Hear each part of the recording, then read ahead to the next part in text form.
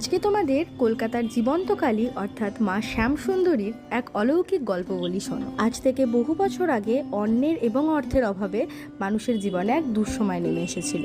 সেই সময় মা আদেশ দেন, যার বাড়িতে যেটুকু অন্ন আছে আমার জন্য নিয়ে আয়, আমি সবার হাতের অন্ন গ্রহণ করব। এই নিয়মই যুগ যুগ ধরে চলে আসছে।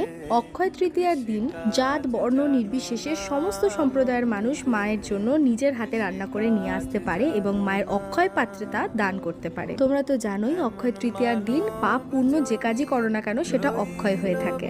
তাই ওই দিন মাকে অন্ন দান করলে তার বংশে কোনোদিনও অন্ন কষ্ট হয় না। আর যদি কেউ সামান্য পরিমাণে সোনা দান করে তাহলে তার জীবনে কোনোদিনও মান সম্মান ঐশ্বর্যের কমতি হয় না। আগামী 10ই মে রয়েছে সেই মহাপুণ্য তিথি। তোমরা চাইলে ওই দিন মাকে দর্শন করে নিজের মনোবাঞ্ছা জানাতে পারো। অ্যাড্রেসটা পিন কমেন্টে দিয়ে দিলাম। এখন সবাই আমার সাথে বলো।